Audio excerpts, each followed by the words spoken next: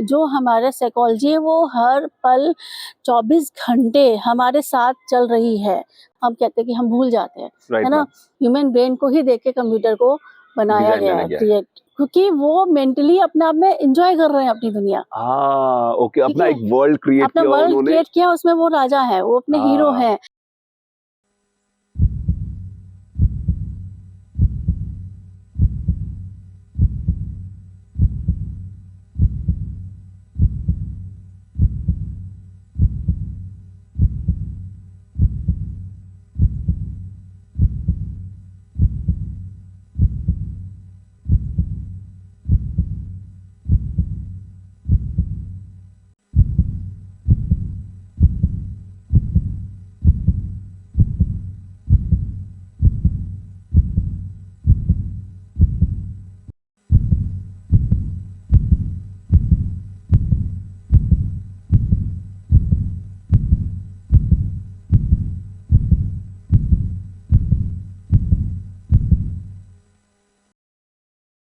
Malvika ma'am, मैं समय waste ना करते हुए सीधे टॉपिक से शुरू करना चाहूँगा।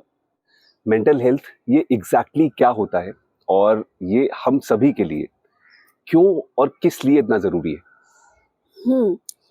मेंटल हेल्थ के बारे में जनरली लोग बहुत ऐसे तो बोलते हैं कि मेंटल हेल्थ के बारे में कि हम जानते हैं। जनरली मुझे लगता है कि ज़्यादातर लोग नहीं जानते हैं मेंटल हेल्थ के बारे में। जिस तरह फिज़िकल हेल्थ को लेके हम बहुत अवेयर होते हैं, छोटी-छोटी चीज़ें हमें पता होती है कि फ़ीवर आएगा तो ये करना है, इस फ़ीवर का क्या वो है, लंबा खिंच रहा है तो भई डॉक्टर को दिखाना है, टाइफाइड हो सकता है, मलेरिया हो सकता है। हम बहुत डेप्थ में जानते हैं फिजिकल हेल्थ को लेकर, पर मेंटल हेल्थ की जैसी बात आती है, एक तरफ हम बहुत कहते हैं हमें सब पता है ना? एक तरफ कहते हैं कि क्या ज़रूरत है इसको लेके जानने की, है ना? हम फिट हैं, हमें कोई प्रॉब्लम नहीं है। पता नहीं क्यों ये स्टिग्मा है हमारे यहाँ पे सोसाइटी में, अभी भी चल रहा है, और ये बहुत चिंताजनक विषय है, क्योंकि मेंटल हेल्थ हम सोचिए 24 घंटे हम अपने माइंड के साथ में, हम सारे काम हमारे माइंड के साथ में ही चल रहे हैं। और माइंड का मतलब है, या साइकोलॉजी का मतलब है, जो साइकोलॉजी यहाँ पे हम यूज़ करते हैं कि जब हम सोचते हैं, जब हम कोई बातें कर रहे हैं किसी से, इंटरैक्ट कर रहे हैं किसी से, या हम अपने काम कर रहे हैं, है ना? फिजिकल एक्शंस भी हमारे चल रहे हैं, वो भी मेंटल पार्ट से ही वो आ रहे होते हैं। कोई ऐसा नहीं सीधे हाथ पे चल रहे हो, बट हमारे एक्शंस भी उससे इफ़ेक्ट कर रहे होते हैं, उसके बिहाफ पे चल रहे होते हैं। इस तरीके से देखिए कि हमारे लिखने, पढ़ने, सोचने, समझने, बात करना, हमारे इमोशंस, हमारे एक्सप्रेशंस, हमारे लाइफ में जितने भी एस्पेक्ट्स हैं, वो सब मेंटल हेल्थ के साथ में जुड़े हुए हैं। और एक भी उसमें से चीज़ डिस्टर्ब हुई, मान लीजिए अचानक से हमें हुआ कि बहुत इमोशनली हम डिस्टर्ब हो गए, हमें लगातार कुछ लग रहा है कि कोई हमें डांट रहा है, हमें गुस्सा आ रहा है, हम बहुत गुस्सा करने लग गए, या हम बहुत सैड रहने लग गए आजकल कि हमें बस उदास मतलब कुछ भी करने का मन नहीं कर रहा है, हम उदास ही चल रहे हैं। तो ये सारी चीज़ें कहीं न कहीं हमारे डेली रूटीन के वर्क को कहीं न कहीं ख़राब कर रही हैं, डिस्टर्ब करती हैं, हमारी नींद पूरी नहीं हो रही है, हम पढ़ने-लिखने में हमारा मन नहीं लग रहा है, या काम करने ऑफ़िस जा रहे हैं तो हमें बहुत ड्राउज़ीनेस फ़ील हो रही है। ऐसे बहुत से ऐसे सिम्पटम्स होते हैं जो हमें पता ही नहीं चलता कि हाँ, ये हमारी मेंटल हेल्थ की वजह से हो रहा है कि फिज़िकल, ज़्यादा हम सीधे फिज़िकल हेल्थ में ही हम जोड़ देते हैं, और हम डॉक्टर्स के पास जाते हैं और थोड़ी बहुत वहाँ पे दवा खा के हमें लगता है हाँ, सब ठीक है। ये भी साइकोलॉजिकल होता है कि हम डॉक्टर के पास गए, हमें कुछ दवा मिल गई और हम सही हो गए। पर हम उसकी जड़ तक नहीं पहुँच रहे हैं कि वो कहाँ से आ रही है चीज़। क्योंकि ये कहीं न कहीं, जो हम मेंटल हेल्थ की जब हम बात कर रहे हैं, तो वो हमारी पूरी पर्सनैलिटी को इफ़ेक्ट कर रहा होता है। राइट। हमारी लर्निंग प्रोसेस को इफ़ेक्ट कर रहा होता है। हम जो सीख भी रहे हैं, वो भी हमें ना कहीं न कहीं डिस्टर्ब हो रहा है, हमारी मेमोरी उससे डिस्टर्ब हो रही है। हम याद नहीं रख पा रहे हैं कोई चीज़ें, है ना? हम भूल जा रहे हैं, अक्सर देखा होगा कि हम कहते हैं कि हम भूल जाते हैं, है ना? अब पता चला हम यूँ ही सोच रहे भूल जा रहे हैं, पर आप शायद याद नहीं रख पा रहे हो कि ये भी आपकी एक अनकॉन्शियस का इश्यू है। अनकॉन्शियस में चीज़ें जब जा रही हैं, वहाँ पे स्टोरेज है, वहाँ पे वो जाके वहाँ पे ब्लॉक हो जाती है, और हम कहते हैं ये चीज़ भूल गए। इसके सिम्पटम्स भी होते हैं कि हम जब अनकॉन्शियस बहुत ज़्यादा ओवरफ्लो होता है तो वो बाहर निकलने की कोशिश कर रहा होता हाँ राइट है मैम, ना? वो इमोशनल डिस्टॉर्शन हाँ, जो होता तो है। वहाँ पे भी हमारा अक्सर होता है कि और ज़्यादा हमारा मेमोरी स्टोरेज भी बढ़ गया होता है, तो भी हम भूलने की आदत हमें पड़ जाती है। तब जब कोई हमारे सामने आता है कि हमें हम भूलने लगे हैं, बहुत भूलने लगे हैं, तो हम समझ जाते हैं कि हाँ, इसकी मेमोरी या तो बहुत ओवरलोड हो गई है, स्टोरेज बहुत हो गया है, या एक्स्ट्रा इसको इतना टेंशन आ गया है, स्ट्रेस लेवल इसका बहुत ओवरलोड हो गया है, जिस वजह से वहाँ पे चीज़ें फ़िल्टर नहीं हो पा रही है ना? सही इन्फॉर्मेशन अंदर नहीं जा पा रही है, तो मैम वो उलझ रहा है। कहीं ना कहीं ये कहना सही है क्या कि हमारा जो ब्रेन है, हुँ, हमारी जो बॉडी है, ये कंप्यूटर की तरह होती है कि उसमें एक स्टोरेज डिफाइंड है और उससे अगर ऊपर बढ़ेगा तो आपको उसे खाली करना पड़ेगा। क्या बिल्कुल। ऐसा कहना सही है? जी, हमारा ब्रेन बिल्कुल ह्यूमन ब्रेन कंप्यूटर का ही पार्ट है, मतलब ये कह सकते हैं ह्यूमन ब्रेन को ही देख के कंप्यूटर को बनाया डिजाइन गया मैंने है, किया है। क्रिएट किया गया है। ओके। उसका ही पूरा प्रोसेस वहाँ पे लाया गया है जी। ना? तो ये बिल्कुल उस तरीके से, बट ये कहते हैं कंप्यूटर और ह्यूमन ह्यूमन ब्रेन ब्रेन है। है। तो ह्यूमन ब्रेन में नेचुरल तरीके से कंडीशंस को लेके इफ़ेक्ट आते रहते हैं, और उसको भी टाइम टू टाइम हमें हील करना होता है या फ़िल्टर करना होता है, वॉश करना होता है। इसे हम कहते हैं कि हाँ, माइंड वॉश करना एक बहुत लेमन पार्ट है, लेकिन हाँ, जी जी। ये टाइम टू टाइम अपने आप को हमें देखना चाहिए कि हम वहाँ पे भी हमें समझने की ज़रूरत है कि 1 हफ्ता हो गया, 10 दिन हो गया, 20 दिन हो गया, 1 महीना हो गया। अपने आप को थोड़ा-सा हम समझें कि हाँ, क्या चीज़ गड़बड़ हो रही है। हमने उसको फ़िल्टर किया, हमें समझ में आ रहा है क्या गलत, क्या सही, और हम डिसीज़न मेकिंग उस पे स्ट्रॉन्ग कर लें कि हमें क्लैरिटी ले आएँ हम अपनी लाइफ़ में कि इसमें हमें इस सही डिसीज़न लेना है, हम उलझे ना रहें बहुत समय तक।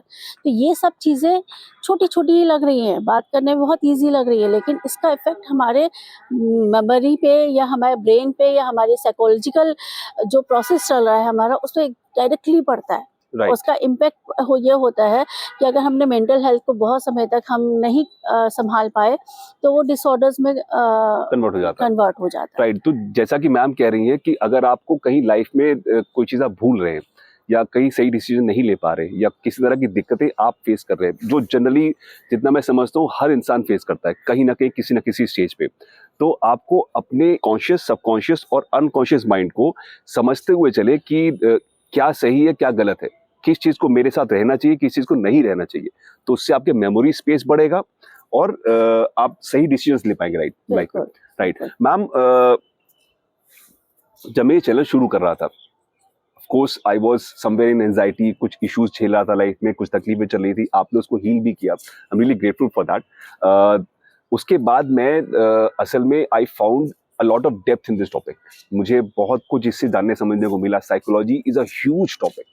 आप 25 साल से काम कर रहे हैं, आई डोंट नो कैसे आप इतने सालों से सेम फील्ड में इतनी सेम कंसिस्टेंसी के साथ चले आ रहे हैं, हम उसके बारे में भी बात करते हैं अभी।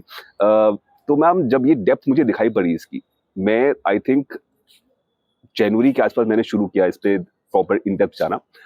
तब से मैं 5 से 5,500 लोगों से मिला हूँ और सबसे मैंने एक ही सवाल किया है, व्हाट इज मेंटल हेल्थ। लोग मेंटल वर्ड सुनते ही दे फ्लिंच, एकदम मतलब भाग जाते हैं कि यार मतलब मेंटल मेरे से क्यों बात कर रहे हो, why are you asking me this question, मैं पागल थोड़ी हूँ, मतलब what kind of psychology is that, is this right? नहीं, ये बिल्कुल सही नहीं है, क्योंकि यही हमने पहले भी अभी शुरू में हमने बोला था जी, कि स्टिग्मा। हाँ, स्टिग्मा है ना, ये स्टिग्मा है। हम लोगों के यहाँ पे मेंटल हेल्थ पे बात करना मतलब कि हम पागल तो नहीं हैं, हम है ना, हमें कोई मेंटल इश्यूज़ थोड़ी है जो हम इस पे बात करेंगे। अभी भी वो एक डिस्क्रिमिनेशंस कह सकते हैं इसको, राइट मैम। कि अलग हट के देखता है, सोसाइटी एक अलग हट के देख रही है। किसी को ज़रा-सा भी हम कहें कि हमें ये ऐसे इश्यूज़ हैं, अभी तो हम छोटे-मोटे एंग्ज़ायटी और स्ट्रेस की बात कर रहे हैं। जब यहाँ पे डिसऑर्डर से, बहुत सीवियर डिसऑर्डर से जूझ रहे जो हमारे पेशेंट्स होते हैं और जो क्लाइंट्स होते हैं, उनको तो बायकॉट कर देते हैं, उसकी फैमिली पूरी हाँ। बायकॉट कर देते हैं सोसाइटी, कि इनसे दूर। मतलब फैमिली मेंबर्स को बताने में शेम फील होता है कि हमारे घर में ऐसा कोई पेशेंट राइट। है ना? और वो खुद में उसको नहीं समझ पा रहे हो, वो भी कहते हैं कि हाँ, अब झेलना तो पड़ेगा, है ना?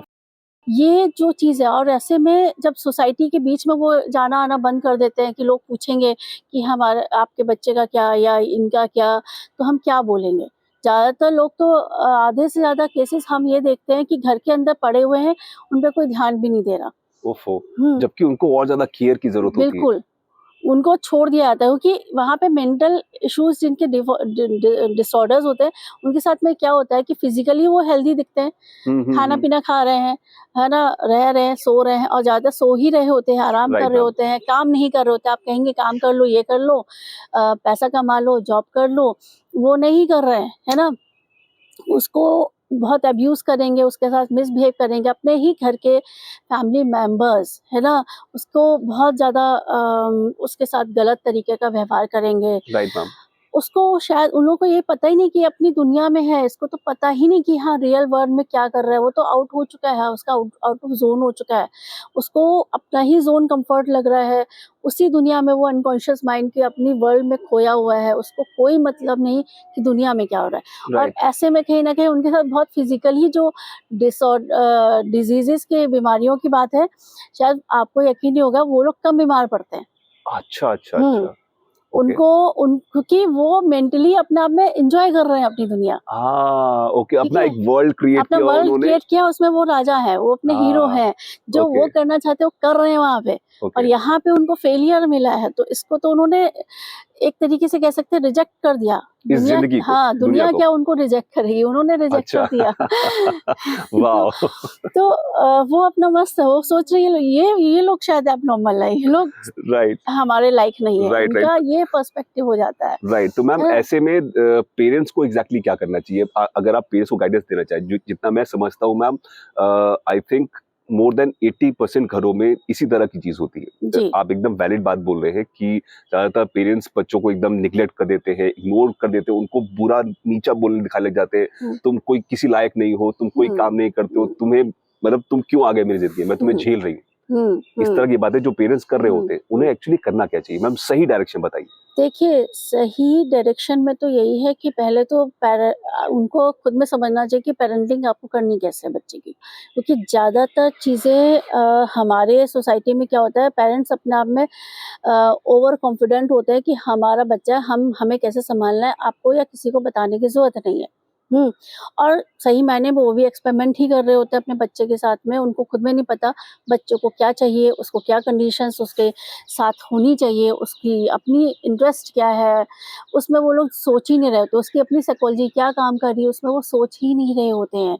ऐसे में उनको समझना होगा कि पहले समझना होगा कि बच्चा अपने आप में प्योर है, इसमें जो भी आप सही चीज़ डालोगे वो उसकी हेल्थ के लिए, मेंटल हेल्थ के लिए या उसकी साइकोलॉजी को हेल्दी बनाएगा, है ना? आपको सही चीज़ डालनी है।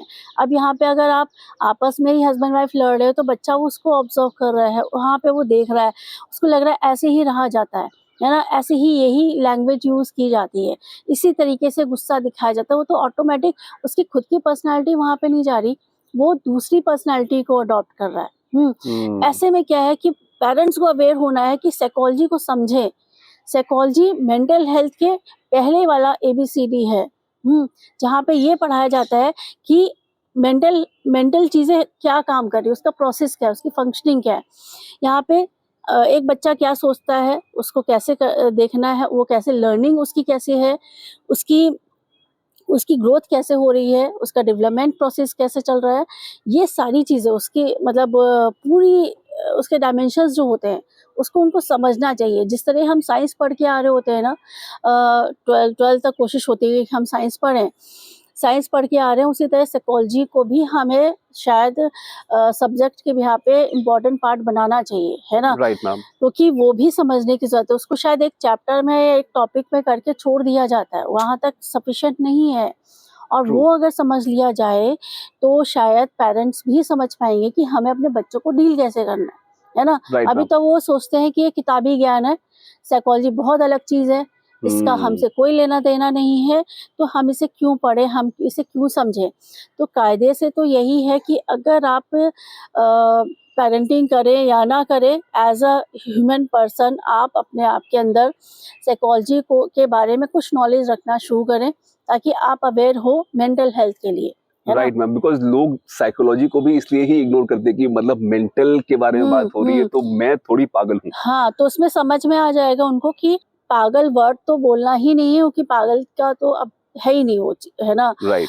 हम खुद बैन लगा के रखे हैं कि पागल वर्ड ही नहीं बोलना है, यही अपने आप में अब्यूज है यस है मैम, ना। एब्सोल्युटली। और लीगली भी ये राइट नहीं है यहाँ पर, तो ये शब्द हटा दीजिए। तो बाकी साइकोलॉजी जो है, जहाँ पे भाई कोई चीज़ ज़्यादा जा रही कोई कम जा रही है, जैसे हमारी बॉडी में ग्राफ कम ऊपर नीचे होता है, हम हार्ट बीट्स हम देख रहे होते हैं है ना, हम नर्व्स पकड़ रहे होते हैं, बीपी चेक कर रहे होते हैं, जी, जी।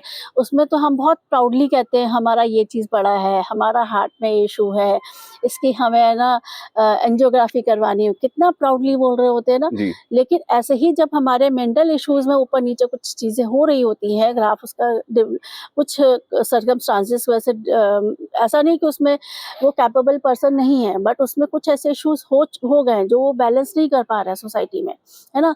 तो उसको ऐसा नहीं कि एबनॉर्मल है ना, ये एबनॉर्मल नहीं है, ये ग्राफ कम ऊपर नीचे हुआ है और इसमें सही जगह पे सही चीज़ अगर ध्यान देके आप करो तो बहुत छोटे से तरीके से वो सही हो भी सकती है।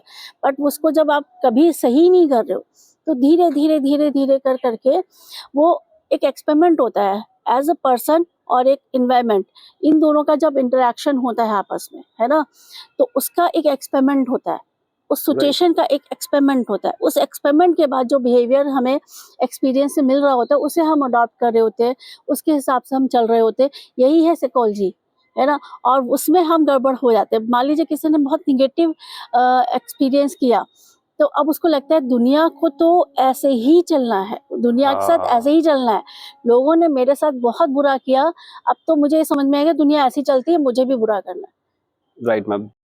सिर्फ कुछ ही हाँ, लोग हैं जो ग्रेटिट्यूड को समझते हैं या हाँ, अपने आप को अच्छा बनाने की तरफ चलते हैं, जो अगर दुनिया बुरा करी तो मैं बुरा नहीं करूंगा जी, ठीक है। लेकिन ज्यादातर लोग ऐसे ही होते हैं मैम, जो आप कह रहे हैं कि बिल्कुल। अगर बुरा एक्सपीरियंस किया है तो मैं भी बुरा करूंगा। जैसे हम्म, रोड पे आप जा रहे होते हो और किसी ने अगर गाली दे दी सामने से, कुछ बुरा बोल दिया, तो आप उसको तुरंत रेसिप्रोकेट करते हो।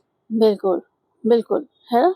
तो यही यहाँ पे हम देख रहे होते हैं जो हमारा साइकोलॉजी है वो हर पल 24 घंटे हमारे साथ चल रही है, हम उसी से ही चल रहे हैं, राइट। हम बॉडी से नहीं चल रहे हैं, हम साइकोलॉजी से चल रहे हैं, हम अपने नर्वस सिस्टम से चल रहे हैं, हम अपने ब्रेन से चल रहे हैं।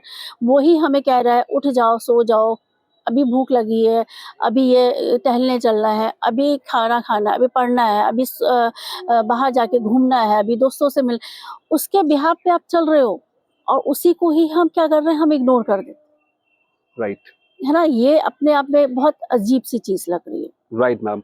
तो मैम ये जो स्टिग्मा है जिसकी वजह से मतलब लोग मेंटल वर्ड सुन के ही भाग जा रहे हैं, लोगों को ये लग रहा है कि मतलब मैं पागल नहीं हूँ, मुझसे क्यों बात कर रहे हो, इसका रूट कॉज क्या है मैम, मतलब ये इसकी जड़ क्या है?